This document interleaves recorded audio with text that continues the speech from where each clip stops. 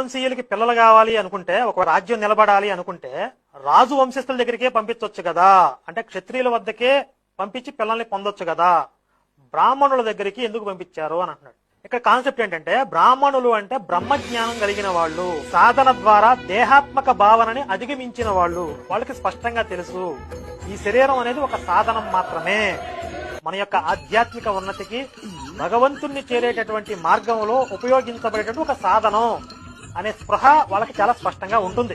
అందువల్ల వాళ్ళతో సంపర్కం జరిగినా కూడా అది కేవలం సంతాన ప్రాప్తి అనే ఒకే ఒక సదుద్దేశంతో ఉంటుంది. మన దగ్గర గుడ్ సెటేషన్లు కూడా ఉన్నాయటి, వాళ్ళకి చాలా స్పష్టంగా ఉంటుంది. అందువల్ల వాళ్ళతో సంపర్కం జరిగినా కూడా అది కేవలం సంతాన ప్రాప్తి అనే ఒకే ఒక సదుద్దేశంతో ఉంటుంది. ఏదో భక్తురాలు పార్వశంతో మమ్మల్ని ఆహ్వానించింది, మేము పరవశించి ఆవిడతో నాట్యం చేశాం, ఆశీర్వదించి వచ్చాం. అందుకే ఆ సంతాన ప్రాప్తి కలిగిన తర్వాత మళ్ళీ వాళ్ళ దారిలో వెళ్ళిపోతారు. బాబా, నాకు పెళ్ళై 10 ఏళ్లయింది. ఇప్పటి వరకు పిల్లలు లేరు. దయచేసి నా కడుపున కాయ కాసేలా అనుగ్రహించండి. అది అందరికీ సాధ్యం కాదు, కేవలం ఆ బ్రహ్మజ్ఞానులకు మాత్రమే అది సాధ్యము. అందుకే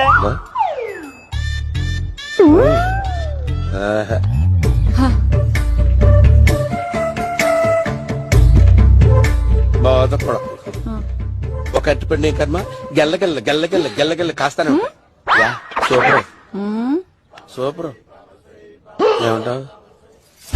అందుకే ఆ సంతాన ప్రాప్తి కలిగిన తర్వాత మళ్ళీ వాళ్ళ దారిలో వెళ్ళిపోతారు.